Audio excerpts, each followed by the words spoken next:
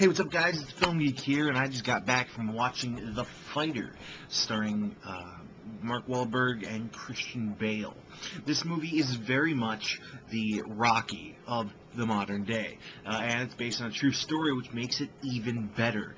I've heard a lot of people saying that they were brought to tears during this movie. I wouldn't say I went that far, but it was definitely a very touching, moving, heartfelt piece. With great acting all around. Mark Wahlberg was really good in it. Amy Adams was good and sexy as hell as always. Christian Bale was, of course, fantastic in this movie. But I think the biggest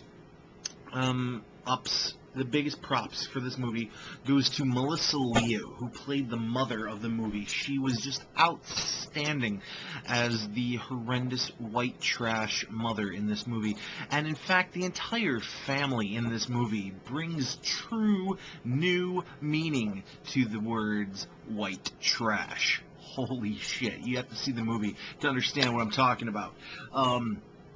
But the movie itself was inspiring, and it was a very cool boxing movie that wasn't really about boxing, much like Rocky, which was more about the journey to becoming great at something, and the budding romance between the guy who thinks he can't do it and the woman who makes him believe he can.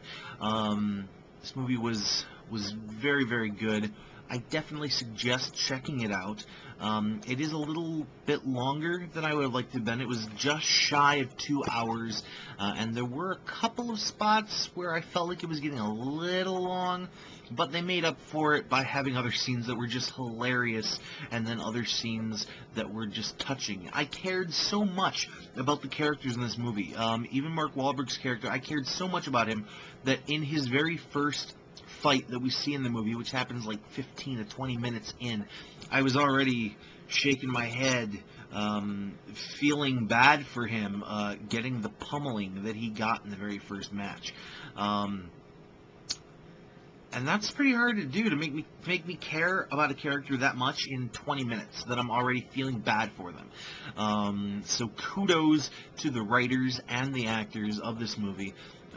The direction was pretty cool. They had a few different camera styles in this movie, some of which I liked, some of which I didn't like, but it was still very useful and a very cool movie. And again, true story, so that makes it even better.